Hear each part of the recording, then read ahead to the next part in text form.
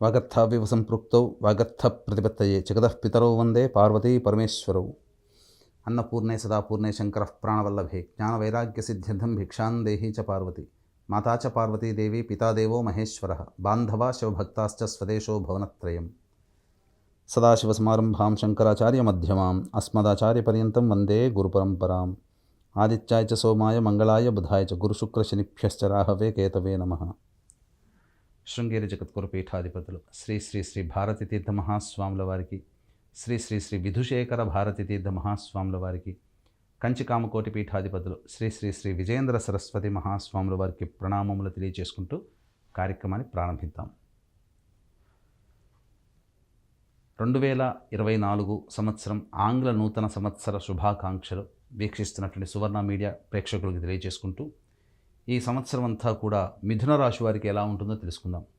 ముందుగా ప్రేక్షకులు గమనించాల్సినటువంటిది, ఈ ఉగాది సంవత్సరం ప్రకారమే మనము రాశుల ఫలితాలు మనం తెలుసుకుంటాం. కాబట్టి ప్రపంచమంతా కూడా ఏది పాటిస్తుందో అది కూడా ధర్మమై ఉంటుందని మనకు శాస్త్రవచనము. కాబట్టి ప్రపంచమంతా కూడా 2024 ప్రామాణికంగా తీసుకుంటుంది. కాబట్టి 2024 జనవరి 1 నుంచి డిసెంబర్ 31వ తారీఖు 2024 వరకు కూడా ఈ యొక్క మిథున రాశి వారికి ఎటువంటి శుభ అశుభ ఫలితాలు కలుగుతాయో మనం తెలుసుకుందాం. కాబట్టి దీన్ని 2024 ఆంగ్ల నూతన సంవత్సర శుభ ఫలితాలుగా అశుభ ఫలితాలుగానే మనం గమనించగలరు.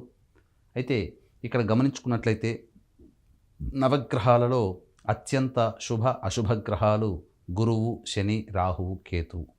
గురువు ఒక్కొక్క రాశిలో సంవత్సరం పాటు, శని 2.5 సంవత్సరాల పాటు, ప్రతి రాశిలో కూడా రాహుకేతులు 1.5 సంవత్సరాల పాటు సంచారం చేస్తారు. కాబట్టి ఈ 4 గ్రహాల యొక్క సంచార ప్రభావం వలననే మిగతా అన్ని రాశుల వారికి కూడాను ప్రభావం ఉంటుంది.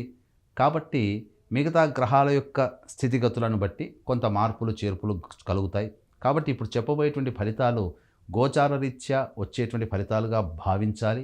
మీ యొక్క జన్మజాతకంలో కూడా మీకు కొంత యోగము దశ నడుస్తున్నా, అవయోగ దశ నడుస్తున్నా ఈ చెప్పబోయేటువంటి ఫలితాల్లో కొంత మార్పులు జరుగుతాయి. కాబట్టి జరుగుతున్నటువంటి దశ ఎలా ఉంటుందనేటువంటిది మనము జ్యోతిష్యులను సంప్రదించి మనం తెలుసుకోవచ్చు. ఇక గమనించుకున్నట్లయితే ఈ యొక్క శని కుంభరాశిలో 2024 సంవత్సరం మొత్తం కూడాను, అలాగే రాహువు, కేతువులు మీన, కన్యా రాశిలో సంచారం జరుగుతూ ఉండడం, అలాగే మేషరాశిలో గురువు మే 2వ తారీఖు వరకు, మే 2 నుంచి సంవత్సరం అంతా కూడా వృషభ రాశిలో సంచారం జరుగుతూ ఉంటుంది.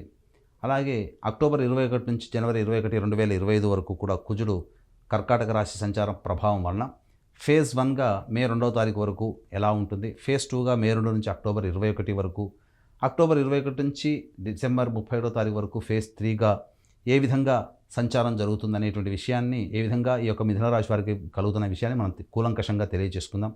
ముందుగా గమనించుకున్నట్లయితే ఫేజ్ 1లో గురువు లాభస్థానంలో ఉండడం రాశి నుంచి, అలాగే రాహుకేతులు చతుర్థ దశమాల్లో సంచారం జరుగుతూ ఉండడం, శని భగవానుడు 9వ స్థానంలో సంచారం జరుగుతుండడం మిథున రాశి వారికి అత్యంత శుభదాయకమైనటువంటి కాలముగా చెప్పవచ్చు. వివాహాది శుభకార్యాలు జరుగుతాయి. అనుకున్నటువంటి పనులన్నీ కూడా చకచక కట్టబెట్టుకుంటారు. స్త్రీలకి ముఖ్యంగా తమ యొక్క మాటకి విలువ పెరుగుతుంది. అలాగే సంఘంలో పేరు ప్రతిష్టలు కలిగినటువంటి వ్యక్తుల పరిచయ ప్రభావాలు, తద్వారా జీవితం ఆనందంగా ఉంటుందని చెప్పవచ్చు. ఇంకా అన్ని రంగాల్లో ఉన్నటువంటి వారికి ఈ మే 2వ తారీఖు వరకు కూడా గ్రహాలన్నీ కూడాను అనుకూలంగా ఉండడం, అలాగే దూర ప్రాంత ప్రయాణాలు, అలాగే తీర్థయాత్ర సందర్శన ప్రయాణాలు జరుగుతుండడం, గృహంలో ఏవైనా మార్పులు చేర్పులు చేసుకోవాలి, లేదా గృహానికి సంబంధించినటువంటి కొనుగోలు, వస్తువుల కొనుగోలు కానీ, లేకపోతే ఇతరత్ర బంగారం కొనుగోలు కానీ, ఇతరత్ర ఆస్తుని కూడబెట్టుకోవడం కానీ, ఇవన్నీ కూడా మే 2వ తారీఖు లోపల సంకల్పం చేసుకున్నట్లయితే తప్పకుండా మీరు యోగ స్థితిలో ఉంటారని చెప్పవచ్చు. ఎటొచ్చి కొంత న్యూట్రల్గా ఉండేటువంటి కాలము మే 2వ తారీఖు నుంచి అక్టోబర్ 21వ తారీఖు వరకు, అక్టోబర్ 21 నుంచి డిసెంబర్ 31వ తారీఖు వరకు కూడా ఈ మిథున రాశి వారికి ఆనందకరమైనటువంటి జీవితము ఉండదు అనేటువంటి విషయాన్ని మీరు గమనించుకోవాలి. కాబట్టి మంచిగా ఉన్నప్పుడు నిర్ణయాలు ఎంత మంచిగా చేసుకోవాలి, చెడుగా ఉన్నప్పుడు కూడా అంతే నిర్ణయాలు తగు జాగ్రత్తగా పాటించుకుంటూ ఉన్నట్లయితే ఈ యొక్క 2024 సంవత్సరం అంతా కూడాను ఈ మిథున రాశి వారు ఆనందాన్ని పొందుతారని చెప్పవచ్చు. గమనించుకున్నట్లయితే ప్రధానంగా మే 2వ తారీఖు నుంచి గురువు వృషభ రాశిలోకి సంచారం జరుగుతుండడం, ఇక్కడ 6 and 8 కాంబినేషన్ అనేటువంటిది రావడం మిథున రాశి వారికి విశేషించి గమనించుకున్నట్లయితే ప్రధానముగా కోర్టు న్యాయవాద వ్యవస్థలకు సంబంధించి ఇబ్బందులు ఎదుర్కొంటూ ఉండడం, ఆస్తుల కొనుగోలు ఆస్తుల అమ్మకాలలో కోర్టు దాకా వెళ్ళడం అనేటువంటిది జరుగుతుంది. కాబట్టి ఏది అనుకున్నా మే 2 లోపలనే మీరు కంప్లీట్ చేసేసుకోండి ఆ పనులన్నీ కూడా. మే 2 తర్వాత మాత్రం ఇక్కడ ప్రధానంగా దైవానుగ్రహం లోపించడం వల్ల అనుకున్న పనులన్నీ కూడాను ఆలస్యముతో అవుతాయి. ముఖ్యంగా శత్రువులు పెరుగుతారు. మీ యొక్క అభ్యున్నతి కావచ్చు, మీ అభివృద్ధిని చూసి కావచ్చు, లేకపోతే ఇతరత్రా మీకు జరిగేటువంటి మంచిని చూసి కావచ్చు, అంతర్గత శత్రువుల ప్రభావం పెరగడం వలన ఇబ్బందులు ఎదుర్కొంటారు. అనారోగ్య సమస్యలు పెరిగేటువంటి అవకాశాలు ఉంటాయి. ధనపరమైనటువంటి నష్టాలు లేదా మానపరమైనటువంటి నష్టాలు జరిగేటువంటి అవకాశం మిథున రాశి వారికి ఎక్కువగా గోచరమవుతుంది. అక్టోబర్ 21వ తారీఖు నుంచి డిసెంబర్ 31వ తారీఖు వరకు కూడా కుజుడు కర్కాటక రాశి సంచార ప్రభావం వల్ల మీ మాటకి విలువ పడిపోతుంది. అంతేకాకుండా అప్పటి వరకు మిమ్మల్ని మెచ్చుకున్నటువంటి వాళ్ళు ఈ అక్టోబర్ 21వ తారీఖు నుంచి మిమ్మల్ని దూషించడం మొదలు పెడతారు. ఒక స్త్రీ కారణం వలన ఇబ్బందికర పరిస్థితులు ఈ అక్టోబర్ 21వ తారీఖు నుంచి మిథున రాశి వాళ్ళు పొందుతారని చెప్పవచ్చు.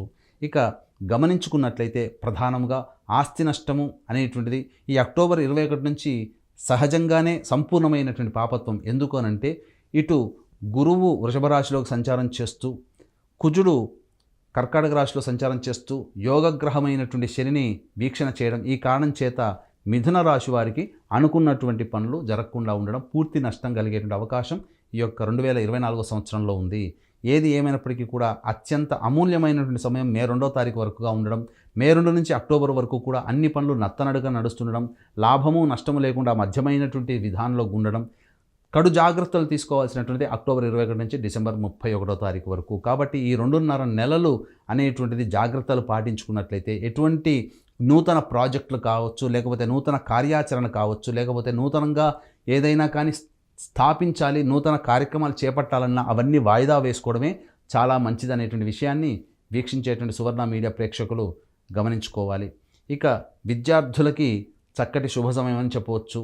అనుకున్నటువంటి స్థితిలో ఉత్తీర్ణత లభిస్తుంది. మే 2వ తారీఖు లోపల వరకు కూడా శుభమైనటువంటి యోగకాలం ఈ యొక్క మిథున రాశి వారికి ఉన్నటువంటి కారణం చేత మంచి జరుగుతుంది. బదిలీలకు సంబంధించిన చేయ ప్రయత్నాలన్నీ కూడా కొలిక్కి వస్తాయి. తోటి ఉద్యోగస్తుల యొక్క సహాయ సహకారాలు లోపించడం, అక్టోబర్ 21వ తారీఖు నుంచి సమయం అనుకూలంగా లేని కారణం చేత చేస్తున్నటువంటి వృత్తి ఉద్యోగ వ్యాపారాల్లో నష్టాలు చవిచూడడం అనేటువంటిది ఈ మిథున రాశి వారికి గోచరమవుతుంది. అంతేకాకుండా ఎఫ్ఎంసీజీ రంగంలో ఉన్నవారు, బంగారు పనికి సంబంధించిన రంగంలో ఉన్నటువంటి వారు, అలాగే లాడ్జింగ్ అండ్ బోర్డింగ్ ఆతిథ్య రంగంలో ఉన్నటువంటి వారు, ఎఫ్ఎంసీజీ రంగంలో ఉన్నటువంటి వారు, వీరందరికీ కూడా యోగదాయకమైనటువంటి కాలంగా చెప్పవచ్చు. అలాగే మే 2వ తారీఖు వరకు. అలాగే గమనించుకున్నట్లయితే నూతన ఆస్తుల కొనుగోలుకు సంబంధించిన చేయ ప్రయత్నాలన్నీ కూడా మిథున రాశి వారికి కలిసి వస్తాయి.